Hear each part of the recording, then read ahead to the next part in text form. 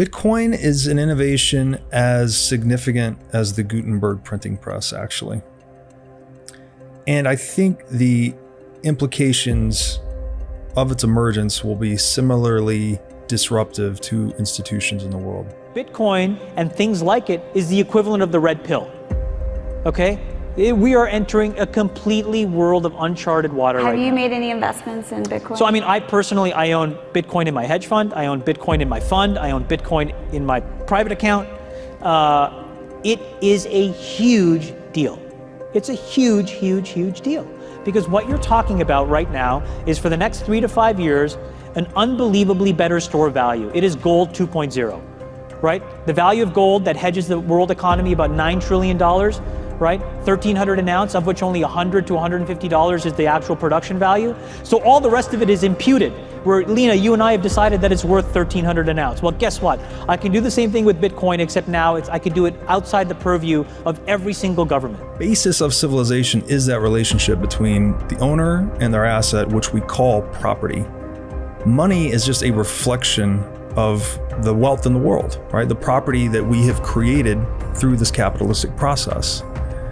When you give one organization, right, this is all based on free market dynamics, but when you give one organization legal monopoly privileges, which is what the central bank is, to now monopolize money and control its issuance, they have a mechanism to violate the property rights of all other economic actors that are using dollars, that are denominating assets in dollars.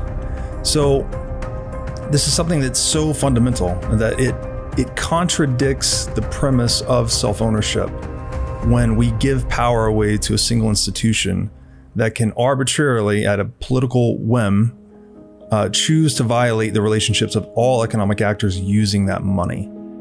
One of the easiest ways I find to talk about Bitcoin is just talking about the legacy problems and kind of what the average person does, and both from those that are successful and those also that are not successful. And so let's start with some statistics around just the United States, right? 45% of Americans hold no investable assets. That's so crazy. So right what is an investable asset for people that don't know what that means? A stock, a bond, cryptocurrency, real estate, right? All the things that basically are not cash that you're buying because you think that they're going to appreciate in the future. And so really that 45% of folks are living paycheck to paycheck. They keep all of their wealth stored in dollars in a bank account.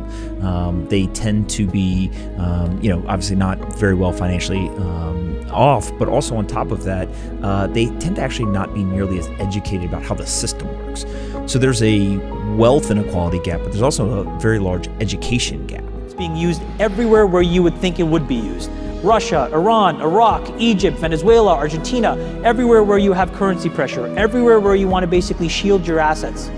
And then after that, it'll probably become a payment mechanism. So in all of these three industries, you're talking about trillions of dollars up for grabs, right? And it's just about trying something, right, and taking a few months to understand what the opportunity is and then hit the scene. And I think that the cool thing is it's easier to know how to code. It's actually useful in a way where, you can probably hack something together yourself. You can find folks. And so this is the time where people should be trying really big, crazy things.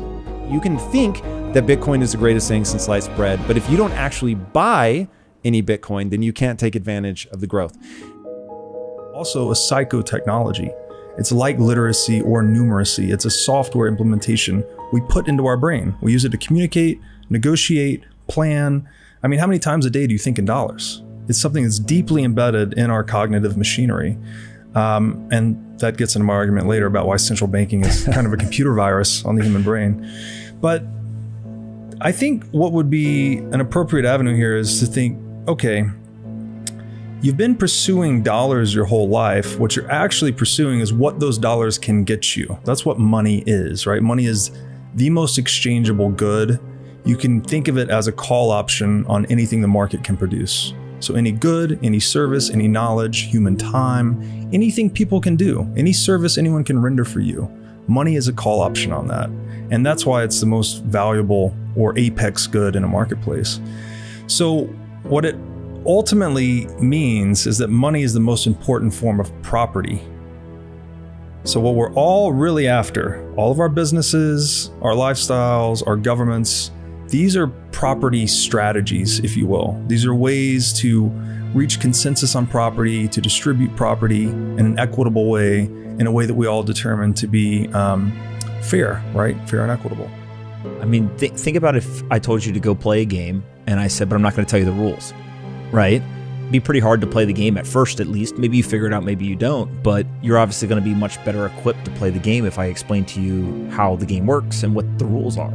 And so if you think of money or finances as a game, there's really one key rule that everyone has to understand, which is the dollars will be worth less in purchasing power terms over a long period of time.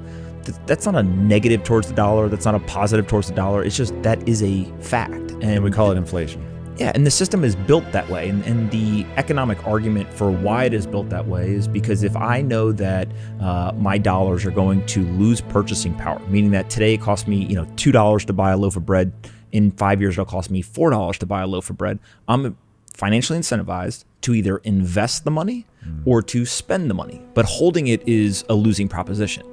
Now, that economic theory is predicated on the fact that everyone knows the dollars are going to lose value, because what ends up happening is those 45% of Americans end up not investing the money or really spending the money. They're trying to save the money, but it is losing value. And I always go back, and I think this generational idea is really can be extrapolated even further. It's not just folks on the inner city.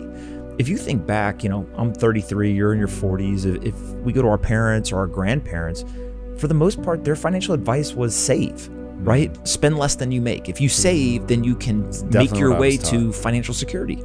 That was actually true, specifically around our grandparents' generation, a little bit for our parents, and then for us, not so much.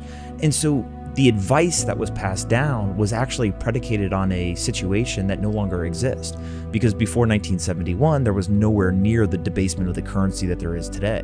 5 properties of money and why gold was selected.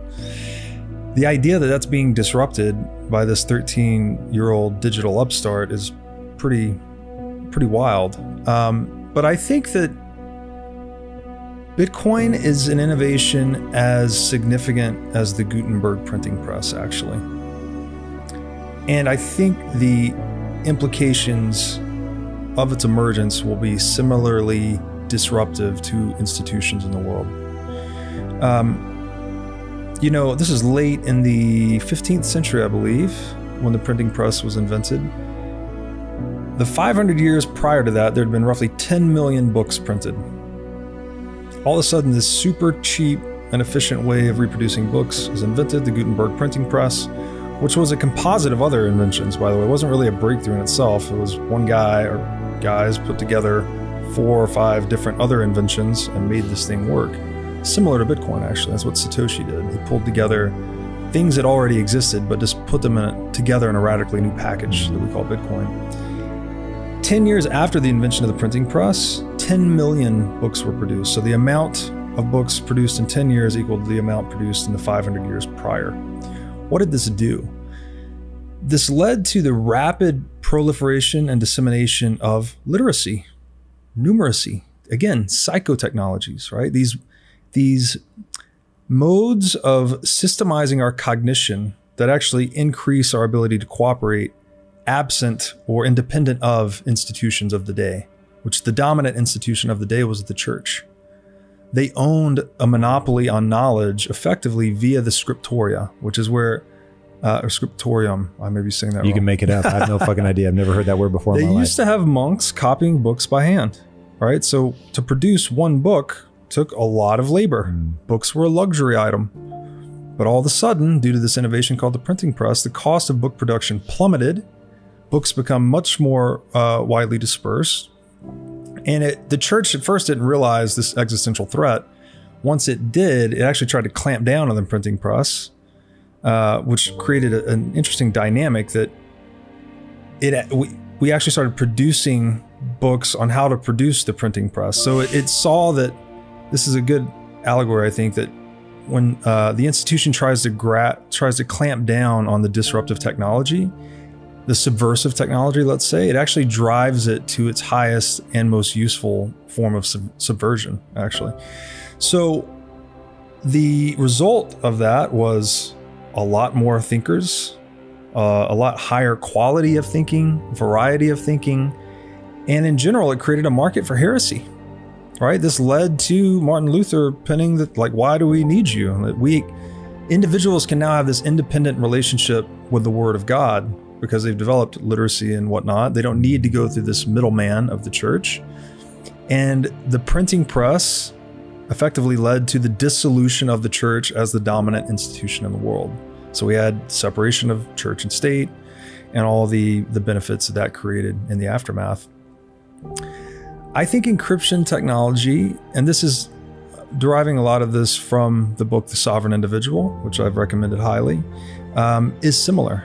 That it actually disrupts functions of the government that we needed the government previously for, we can now provide with code, Bitcoin being an obvious one, right? We needed the physical enforcer for property historically. Now for money, the most important property, you don't need that enforcer anymore.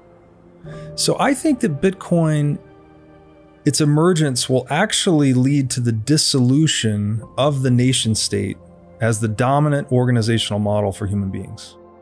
But as a market observer, hell yeah, that's valuable, right? There's a ton of people who want to play this. There's a ton of people who are running into it. And so do I know if the price is going to go up or down or whatever? Like, all of that is almost secondary. And frankly, I don't think anyone can predict, as much as being able to observe the fact that, I don't know. I think the GitHub repository of loot in general was one of the most positive, or was one of the most popular GitHub repositories last week. So crazy. On the entire internet. And again, does that mean that it's going to be worth tons of money? No. Is that a pretty good data point? There's a lot of developer activity? Yeah. Right. Are there a lot of people who are talking about it online? If you go search on, Twitter in the tech community, a whole lot of people talking about it. Again, well, we've seen things tons of people talked about and ended up going to zero, right? So there's no one data point is the predictor. But I think if you sit in the market observer seat and constantly remind yourself, I do not know the future, but I'm willing to observe what's happening right now, you start to understand that there's corners of the internet that think weird things are valuable. And so if you can get out of the game of, I see these things, right? And I think, like, that is weird. Why would somebody buy words on a black screen? I wouldn't buy it, right? So nobody must want to buy it. Well, no, I'm an idiot if I think that, right? Because what ends up happening is, as an observer, you have the humility to understand there's millions and millions and millions of people on the internet that want to do stuff I don't want to do. Okay. So you can choose to invest or not invest or whatever, but being aware of and observing what's happening, I think, is really important. And whether it's NFTs, whether it's games, whether it's something else, you start to just wrap your head around and say, man, this technology is creating two separate revolutions. One is a monetary revolution, which is Bitcoin, what we've talked about in terms of the fact that nobody can debase this currency. Anyone has access to it, and has censorship-resistant payments, and it has sovereignty for those that hold it. That seems pretty valuable. $1 trillion market cap today, how big can it get? I don't know. But I think it's going to be bigger 10 years from now than it is today. Okay, I probably want to own some of that, right? That's my personal decision.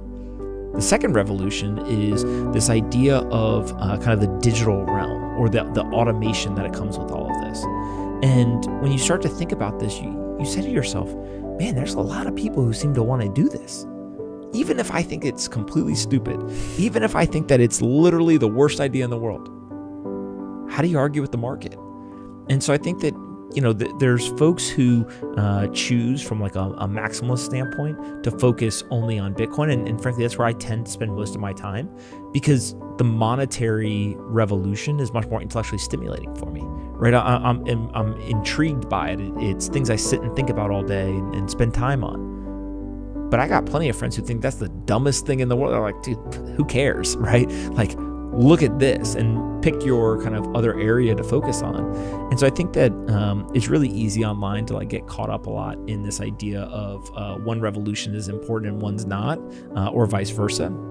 At the end of the day, it's, well, who's asking the question? And what we're watching here is every industry is going to be impacted by this technology. Bitcoin is the only asset that has truly, credibly exhibited the qualities of decentralization, right? It's undergone a fork war. People have tried to increase the block size, change the supply, all these things. And Bitcoin is kind of tried and true. It's battle tested. So with NFTs, I would just say, and crypto more generally, NFTs and crypto, I don't think decentralization has been achieved anywhere else.